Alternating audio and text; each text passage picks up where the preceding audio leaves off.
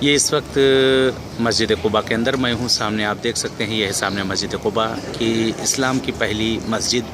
یہ مسجد ہے کہ جس میں پیغمبر اعظم ہجرت کے بعد آپ اس جگہ پر آئے ہیں، اور آنے کے بعد آپ اس جگہ پر قیام پذیر ہوئے ہیں.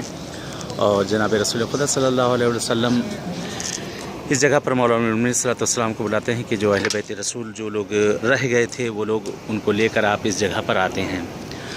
اور یہی وہ مسجد ہے کہ جہاں پر مولا امیر المومنین صلی اللہ علیہ وسلم کا گھر تھا. یہ جہاں محراب نظر آ رہی ہے کہ اس کو اندر لے لیا گیا ہے، پرانی مسجد تھی پہلے، اس کو توڑ دیا گیا ہے کہ یہاں پر مولا امیر المومنین کا گھر تھا کہ شادی کے بعد تقریباً 6 مہینہ شہزادی کونین اور مولا امیر المومنین اس جگہ پر رہے.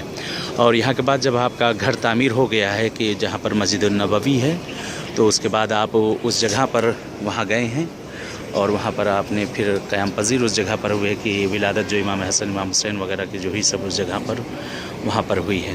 بہرحال بہت مقدس یہ مسجد ہے. اس مسجد کے لیے ہے کہ جیسا کہ روایتیں ہیں کہ یہاں پر 2 رکعت نماز جو ہے ایک عمرے کا ثواب رکھتی ہے. اگر کوئی شخص یہاں پر 2 رکعت نماز پڑھے تو ایک عمرے کا ثواب. تو اس جگہ پر پہنچنے کے بعد انشاءاللہ آپ اپنے مرحومین اور دوستوں جان پہچان والوں ان سب کو نہ بھولیے گا. اس جگہ پر انشاءاللہ دعا ہے معبود سے کہ پروردگار آپ سب کو بھی آنا نصیب کریں ان جگہوں پر، اور یہ سب جگہیں آپ سب کو انشاءاللہ پروردگار دیکھنا نصیب کریں. انشاءاللہ میری دعائیں ہمیشہ آپ لوگ کے ساتھ ساتھ ہیں، اور دعا گو ہوں کہ پروردگار ہمیشہ آپ لوگ کو بھی ان مقامات پہ پہنچنا نصیب کریں. ان مقامات پر آپ لوگ بھی آئیں انشاءاللہ، اور یہاں پہنچ کر آپ لوگ بھی عبادات کو انشاءاللہ انجام دیں. التماس سے دعا